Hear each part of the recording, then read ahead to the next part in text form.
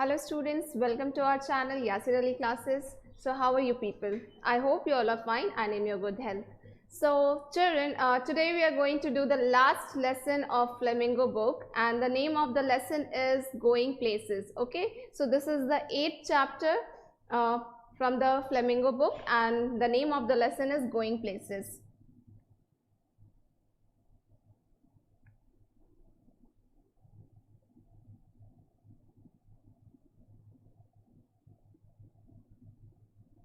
And this story is written by A.R. Barton. This is the name of the author.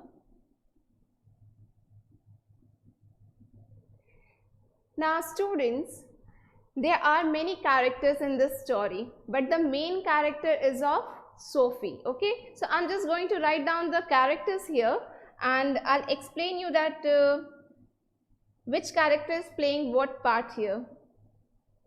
So basically this is the character sketch, okay, जो मैं आपको यहाँ explain करके बताऊंगी. So the first character and the main character of the lesson is Sophie.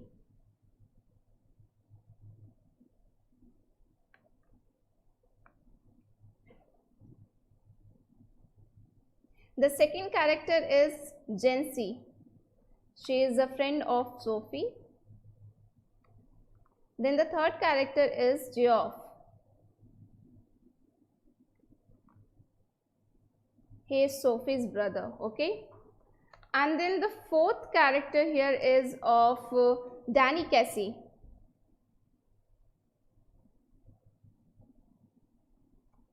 Okay, let me write the character sketch again. Something went wrong. Fine. A.R. Barton.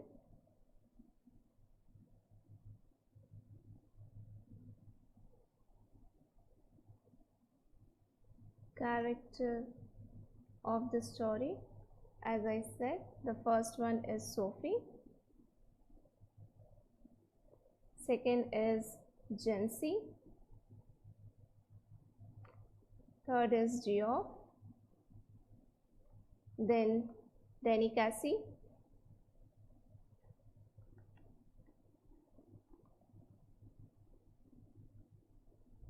fine student. So these are the main character of the lesson. हालांकि इसमें और भी दो character हैं which is like Sophie's father, Sophie's mother, but they are not the main character. इनका सिर्फ एक छोटा सा आप टेक्स्ट में पढ़ेंगे because they are the part of Sophie's family, so इसलिए उनका टेक्स्ट में जिक्र हुआ है, but these are the main character जिसके बारे में आपको जानना डिटेल में ज़रूरी है. Okay, fine. So let's start with Sophie. Now before I go to the explanation of the character sketch, okay, I would like to mention the theme of the lesson. Okay, what is the theme of this lesson?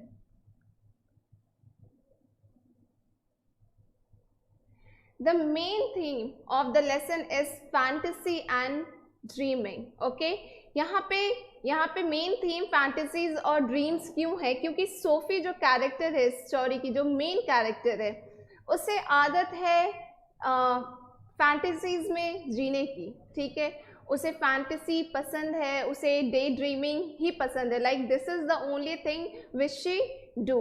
तो जब मैं इसके बारे में बताऊंगी आपको तो फिर आप ज़्यादा डिटेल में समझेंगे, लेकिन अभी मैं सिर्फ आपको मेन थीम बता दे रही हूँ कि इसका थीम है fantasies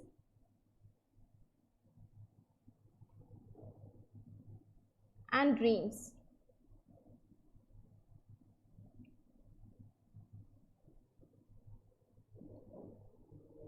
Now let's begin our chapter. तो as I said कि इसके जो मेन कैरेक्टर है वो है सोफी.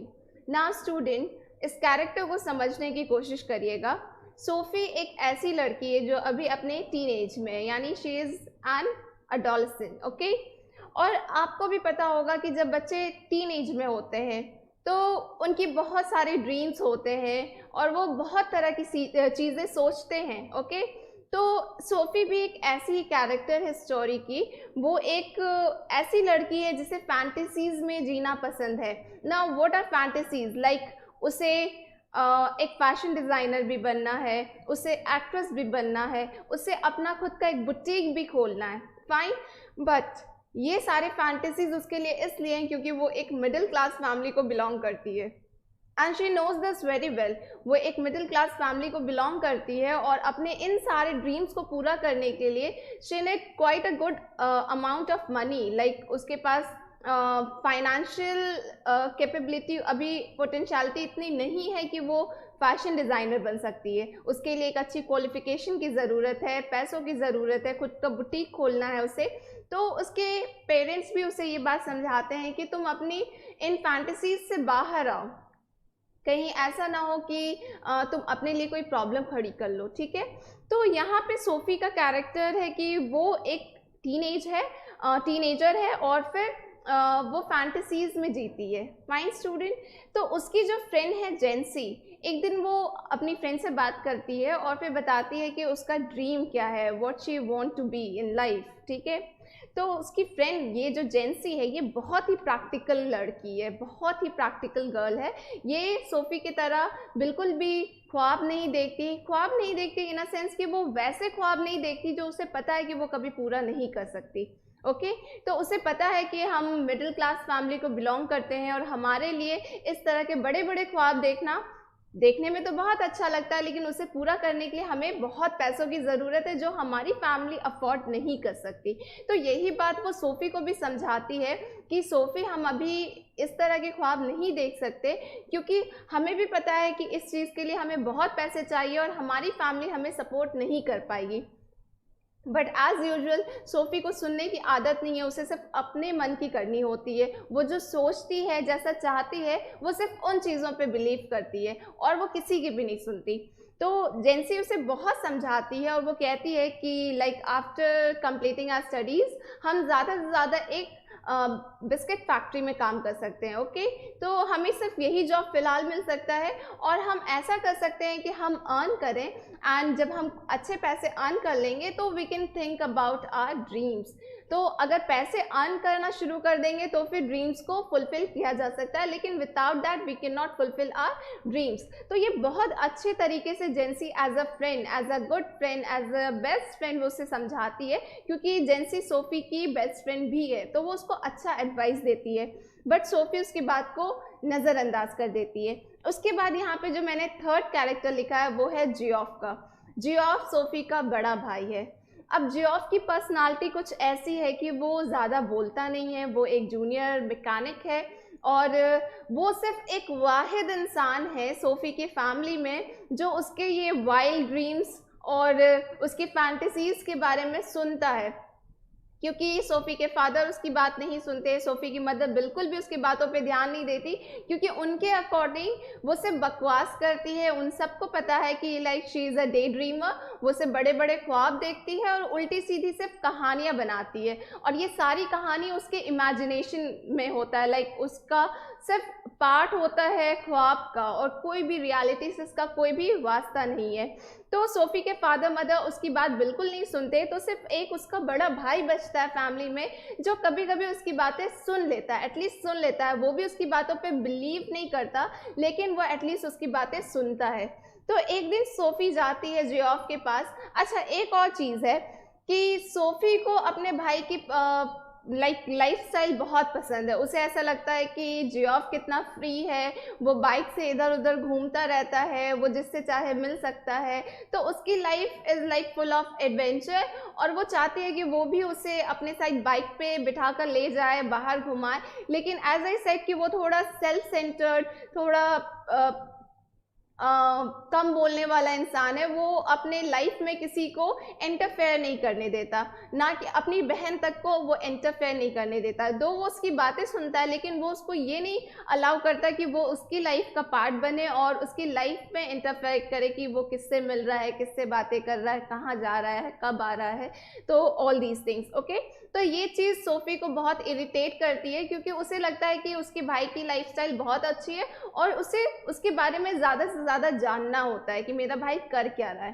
तो खैर उसे कभी भी पता चलता नहीं है, क्योंकि वो कभी भी उसे अपनी लाइफ में इंटरफेयर नहीं करने देता। Now coming to the next part, कि कहानी के तरफ बढ़ते हैं, आगे बढ़ते हैं थोड़ी, कि सोफी जियोफ से मिलती है घर पे और बात कर रही होती है और वो उसको बताती है कि वो जेनी कैसी से मिली थी। ना हु इज़ जेनी कैसी? This is DENY, okay, don't think this is E।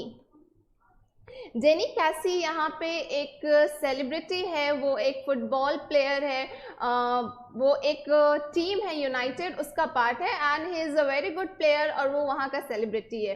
तो जेनी कैसी से मिलना कोई आम बात तो थी नहीं, तो वो कहानी वो ये भी उसका पार्ट ऑफ इमेजिनेशन है। हालांकि रियलिटी में वो उससे नहीं मिली है, लेकिन वो अपने भाई से कहती है कि वो जेनी कैसी से मिली थी और उसने उससे बात भी की और उसने ऑटोग्राफ मांगा, लेकिन ड्यू टू सम रीज़न कुछ ऐसा सिचुएशन बना कि वो ऑटोग्राफ नहीं दे पाया और जेनी कैसी ने उससे कहा है कि नेक्स्ट टाइम वो उससे मिलेगा और वो अपना ऑटोग्राफ भी देगा। ये सारी बातें जियोफ सुन रहा था, लेकिन वो उस पर ज़रा भी यकीन नहीं कर रहा था। वो उससे कह भी रहा था कि तुम सही बोल रही हो, तुम अपने होशो हवास में हो कि तुम बोल क्या रही हो कि तुम जेनी कैसी से मिली हो। वो इतना बड़ा सेलिब्रिटी है, वो आम यूं चलते राह चलते तो मिल नहीं जाएगा। लेकिन सोफ़ी की एक आदत क्या थी कि वो अपने फैंटेसीज़ को भी, अपने ड्रीम्स को भी इस तरह से प्रेजेंट करती थी लोगों के सामने कि लोगों को लगे कि हाँ वो बिल्कुल सच कह रही है। तो ये उसकी आदत थी। लेकिन क्योंकि जियोफ उसका भाई है और वो बचपन से उसकी इस तरह की बकवास सुनते आया है, तो वो उस पर यकीन नहीं करता है। और फिर जब वो लोग कमरे से बाहर निकलते हैं तो जियोफ अपने फादर से कहता है कि आपने सुना ये सोफ़ी क्या कह रही है? ये कह रही है कि वो जेनी कैसी से मिली थी। और सोफ़ी के जो फादर है वो जेनी कैसी के बहुत बड़े फ़ैन हैं, क्योंकि एज आई सेड कि वो एक यूनाइटेड के वो एक फ़ुटबॉल टीम का प्लेयर है और वो बहुत बड़ा सेलिब्रिटी है। वो टीम यूनाइटेड के लिए खेलता है और टीम यूनाइटेड के वो बहुत बड़े फ़ैन रहते हैं। वो जेनी कैसी के बहुत बड़े फ़ैन रहते हैं। तो वो भी इस चीज़ पे यकीन नहीं करते हैं, लेकिन वो अपनी बेटी को बुलाते हैं, समझाते हैं। वो कहते हैं कि बेटा, इट्स लाइक आवर रिक्वेस्ट, हम तुम्हें बहुत टाइम से समझा रहे हैं और फिर दोबारा समझा रहे हैं कि तुम अपने इस वर्ल्ड से फुल ऑफ फैंटेसीज, जो तुम्हारा एक पूरा दुनिया है फैंटेसी का, इससे बाहर आओ, रियलिटी में आओ, रियलिटी में जीना सीखो। इस तरह की बातें अब तुम्हें करना मतलब लाइक तुम्हारे लिए सही नहीं है। कहीं ऐसा ना हो कि आगे जाके तुम इन बातों की वजह से अपने लिए कोई प्रॉब्लम खड़ी कर लो। तो वो उसे बहुत समझाते हैं, लेकिन एज यूजुअल सोफ़ी उनकी बातों को इग्नोर कर देती है। वो उनकी बात पे ध्यान बिल्कुल भी नहीं देती। एंड देन एक दिन सैटरडे का दिन है और वो अपनी पूरी फैमिली के साथ फुटबॉल मैच देखने जाती है, जिसमें जेनी कैसी भी खेल रहा होता है, क्योंकि जो मैच था वो यूनाइटेड और एक दूसरे टीम के बीच की थी। तो जेनी कैसी भी वहाँ था और वो अपनी फैमिली के साथ जाती है फुटबॉल मैच देखने। तभी वहाँ जेंसी भी आती है और वो उससे कहती है कि ये मैं क्या सुन रही हूँ, कौन है जेनी कैसी, लाइक तुम कब मिली उससे और ये बात तुमने मुझे नहीं बताई। तो फिर सोफ़ी ने ये बात जेंसी को नहीं बताई थी, अपने बड़े भाई जियोफ को बताई थी। तो फिर वो उससे पूछती है कि तुम्हें ये बात कैसे पता? तो उसने बताया कि मुझे मेरे बड़े भाई ने बताया, लाइक जेंसी का भी बड़ा भाई था, आप उसका नाम पढ़ेंगे टेक्स्ट में, उसका बस छोटा सा ऐसे ही एक पार्ट है। तो वो कहती है कि मुझे मेरे भाई से पता चला और उसे तुम्हारे भाई जियोफ ने बताया है। तो उसे ये सुन के काफ़ी गुस्सा आता है कि लाइक उसने अपने भाई से ये बात शेयर की और उसने ये बात हर तरफ पहुंचा दी। उसने उसके फादर को बता दिया, जेंसी के भाई को बता दिया, जेंसी के भाई ने जेंसी को बता दिया और अब जेंसी आके इससे पूछ रही है। तो वो कहती है कि अच्छा और भी कुछ बताया है? तो वो जेंसी कहती है कि नहीं, बस यही बताया है कि तुम इस तरह की बातें कर रही थी। तो वो ये जान के खुश रहती है कि चलो एटलीस्ट सब कुछ नहीं बताया, क्योंकि उसने अपने भाई को बोला होता है कि मैं दोबारा जेनी कैसी से मिलने वाली हूँ और वो तब मुझे अपना ऑटोग्राफ भी देगा। तो लाइक वो इस तरह से प्रेजेंट करती है इस बात को एज इफ वो जेनी कैसी के साथ डेट पे जा रही है। फाइन। तो फिर जब इस चीज़ से वो लोग स्टेडियम से बाहर आते हैं, सारी चीज़ें हो जाती है, तो फिर जो जैसा कि उसके इमेजिनेशन में ये सब कुछ था, वो अपने ही ड्रीम्स को सच मानती है। वो एक ऐसी कैरेक्टर है कि वो ही ख्वाब भी देखती है और अपने ख्वाब में ही जीती है, वो रियलिटी में आना ही नहीं चाहती। तो जैसा कि उसने अपने भाई से कहा था कि वो जेनी कैसी से मिलेगी, तो उसके दिमाग में सिर्फ यही चल रहा था कि उसे जेनी कैसी से मिलने जाना है। तो एक दिन वो कैनाल के पास एक वुडन बेंच है, वो वहाँ पे जाके बैठती है और वो जेनी कैसी का वेट कर रही होती है। हालांकि डेनी कैसी आने वाला नहीं था, वो उससे मिलने के लिए नहीं आता, क्योंकि ऐसा कुछ हुआ ही नहीं है, वो दोनों कभी मिले ही नहीं है, ऐसी कोई बात ही नहीं हुई है कि वो उससे मिलने आएगा, अपना ऑटोग्राफ देगा। बट स्टिल क्योंकि ये उसका पार्ट ऑफ इमेजिनेशन है, पार्ट ऑफ फैंटेसी है, वो वहाँ जाके वुडन डेस्क पे बैठ जाती है, सॉरी वुडन चेयर पे, desk bench, sorry wooden bench पे बैठ जाती है, और फिर वो वहाँ पे उसका वेट करने लगती है। और वेट करते करते वो उसके बारे में ही सोच रही होती है कि जब वो मिलेगी उससे तो फिर क्या बातें करेगी, और पता नहीं उसके भाई ने सबको क्या क्या बताया है, और जब वो वापस जाएगी तो ऑटोग्राफ लेकर जाएगी, क्योंकि वो अपने भाई से कह कर आई है कि वो उसका ऑटोग्राफ लेकर आएगी। तो ये सारी चीज़ें उसके दिमाग में चल रहा होता है। खैर काफ़ी टाइम वो उसका वेट करती है, लेकिन डेनी कैसी वहाँ नहीं आता है, क्योंकि ऑब्वियस सी बात है, हम सबको पता है कि ये एक झूठ है, वो एक ख्वाब में जी रही है, ये सिर्फ उसकी अपनी बनाई हुई कहानी है। देन वो वहाँ से उठती है और घर की तरफ वापस बढ़ने लगती है। जब वो घर जाने लगती है तो वो बहुत उदास होती है, बहुत डिसअपॉइंटेड रहती है खुद से, और उसे ऐसा लग रहा होता है कि डेनी कैसी ने उससे कहा था पर वो आया नहीं, और अब वो कितना एम्बैरेस फील करेगी अपने भाई के सामने जब वो जाएगी और वो उससे पूछेगा कि तुम डेनी कैसी से मिली या नहीं, और कहाँ है ऑटोग्राफ दिखाओ, तो वो क्या दिखाएगी। तो इन सारी चीज़ों को सोच करके वो बहुत टेंस थी, और फिर स्टोरी आपका यहीं पे एंड हो जाता है। वो इस बात से एम्बैरेस हो रही थी कि वो घर जाएगी तो अपने भाई से क्या कहेगी कि वो ऑटोग्राफ क्यों नहीं लाई, वो डेनी कैसी से क्यों नहीं मिल पाई। तो एनीवे स्टूडेंट, यहाँ पे स्टोरी एंड हो जाता है, लेकिन हमें इस स्टोरी से क्या जानने को मिला? हमें इस स्टोरी से सिर्फ ये जानने को मिला है कि जो एडोलेसेंस पीरियड होता है, ठीक है, जैसा कि मैंने आपको बताया सोफी एक टीनेजर है, तो इस टाइम पे, इस एज में ऐसी चीज़ें होती हैं हमारे साथ कि हम बहुत तरह के ख्वाब देखते हैं, बहुत सारी फैंटेसीज भी होती हैं जिसे हम पूरा करना चाहते हैं, लेकिन everything is not possible for us. और हर चीज़ का अपना एक वक्त होता है, जैसा कि मैंने आपको बताया कि उसे एक्ट्रेस भी बनना था, उसे फैशन डिज़ाइनर भी बनना था, उसे अपना खुद का बुटीक भी खोलना था। तो ख्वाब इस तरह के नहीं होते हैं कि मैं कहूँ कि मुझे डॉक्टर भी बनना है, इंजीनियर भी बनना है, और ये भी और वो भी। मैं किसी एक ख्वाब के पीछे भाग सकती हूँ, एंड उसका भी एक वक्त होता है। तो एडोलेसेंस में और जो हम मैच्योर हो गए हैं, इसमें यही फ़र्क है कि जब हम मैच्योर हो जाते हैं तो हम अपने दिमाग से सोचते हैं, हम दुनियावी चीज़ों को लेकर साथ चलते हैं, ठीक है। लेकिन जो टीनेजर होते हैं वो सिर्फ दिल से सोचते हैं, और वो रियलिटी को उतना नहीं समझ पाते कि अभी जो ये वर्ल्ड है ये किस तरह का है और वो किस दुनिया में जी रहे हैं। तो इसीलिए ये जो चैप्टर का नाम है गोइंग प्लेसेस, ये बिल्कुल अकॉर्डिंग टू द स्टोरी बिल्कुल परफेक्ट है। क्योंकि गोइंग प्लेसेस यहाँ पे नाम क्यों है? क्योंकि सोफ़ी अपने ख्वाब में ही हर जगह पहुँच जाती थी। उसे जहाँ जाना होता था, जिससे मिलना होता था, जो करना होता था, वो अपने ख्वाब में कर लेती थी। अपने हर ख्वाब को वो ख्वाब में ही पूरा करती थी। तो this is why going places इस चैप्टर का नाम है। उसके बाद मैं आपको बता दूं कि इस चैप्टर से अगर क्वेश्चंस आएंगे तो हो सकता है कि आपको कैरेक्टर स्केच के बारे में आए कि लाइक सोफ़ी और जेंसी के बीच आपको कंपेयर करना हो, तो आप सोफ़ी और जेंसी को इस तरह से कंपेयर कर सकते हैं कि SoFi is a day dreamer, उसे फैंटेसीज में रहने की आदत है, उसका रियल वर्ल्ड से कोई वास्ता नहीं है, and जेंसी is just opposite of it. वो एक बहुत प्रैक्टिकल लड़की है, वो बहुत समझदार है, वो सोफ़ी की तरह बिल्कुल भी नहीं है। वो अपनी हालात को समझती है, वो जानती है कि वो एक मिडिल क्लास फैमिली को बिलोंग करती है और उसके लिए किस तरह के ख्वाब देखना सही है और किन चीज़ों के पीछे भागना बेकार है, it's like a waste of time. तो आप जेंसी के बारे में इस तरह से बता सकते हैं, जियोफ एज आई सेड कि वो बहुत ही सेल्फ सेंटर्ड, बहुत कम बोलने वाला इंसान है, वो जूनियर मैकेनिक है और एक वाहिद इंसान है जो सोफ़ी की बातें सुनता है। तो और डेनी कैसी, जैसा कि मैंने बताया कि इसका कोई एज सच रोल नहीं है, ये सोफ़ी का बस फैंटेसी का एक पार्ट है। डेनी कैसी यहाँ पे सोफ़ी के फैंटेसीज का एक पार्ट है, जो कि एक सेलिब्रिटी है, एक फुटबॉलर है, यूनाइटेड टीम के लिए खेलता है। तो यहाँ के जो मेन कैरेक्टर्स है वो सिर्फ ये 4 हैं। और आई होप आपको स्टोरी समझ में आ गया हो। इन केस ना आया हो और कोई भी क्वेरी हो तो please let me know in the comment section and I will try to help you out there. Thank you so much.